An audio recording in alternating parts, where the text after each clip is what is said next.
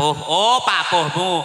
Manggala rada ana siji. Lah, Pak Puh, heeh.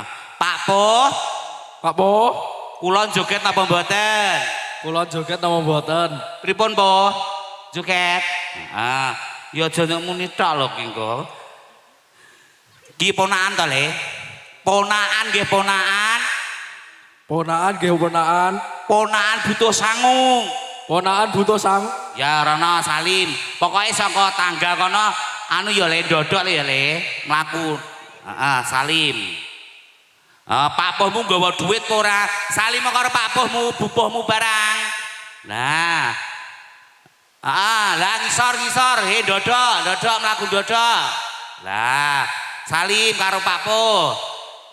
Bubuh piye? Orang nggawa ya perwakilan. Perwakilan saka jiko sapa kono?